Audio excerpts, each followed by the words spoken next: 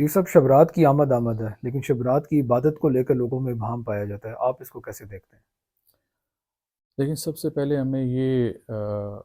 Decide کرنا ہوگا کہ جو شبرات کی عبادت ہے یہ نوافل میں آتی ہے،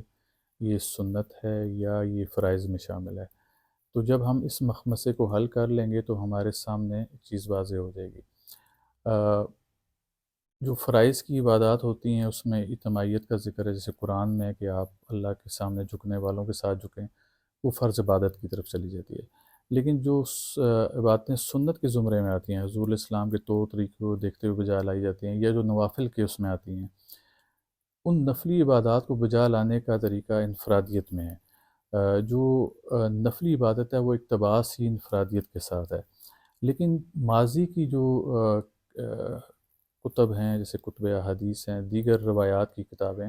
جہاں سے ہم بہت سارا مواد لیتے ہیں، وہاں پر اجتماعیت کے ساتھ بھی اس کو منسوخ کیا گیا، اور ایسا پریسیڈنس بتایا گیا کہ جہاں پر یہ بتایا گیا کہ حضور الاسلام نے بھی اس کو اجتماعیت کے طور پر لیا گیا۔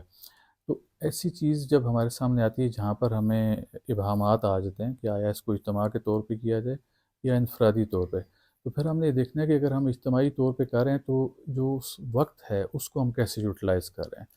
اگر تو ایسا ہے کہ اس اجتماعی عبادت میں ہمارا زیادہ تر وقت خوشگپیوں میں گزر ہے، ہم ایک دوسرے کے ساتھ محو گفتگو ہیں،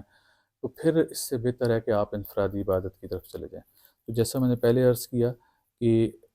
یہ جو راتیں ليلۃ القدر ہوگی، شب رات ہوگی، دیگر اور راتیں جو عبادت کی راتیں کہلاتی ہیں، ان راتوں میں جو آپ کی جو ٹائم یوٹیلائزیشن ہے وہ بڑی افیکٹو ہونی چاہیے۔ آپ کو چاہیے کہ آپ اپنے اور اپنے رب کے درمیان ایک رابطہ قائم کریں، اور جب رابطہ قائم کریں تو اس میں کوئی تیسرا شخص شامل نہ ہو۔ تو یہ اسی صورت پاسبل ہے جب آپ اس کو انفرادی طور پر خشوع و خضوع کے ساتھ، جہاں پر آپ کا جسم جب اللہ کے سامنے جھکے تو آپ کا دماغ بھی اللہ کے سامنے جھک رہا ہو۔ تو لیکن ہمیں اس میں میں پھر کہوں گا کہ اس بحث میں نہیں پڑنا چاہیے۔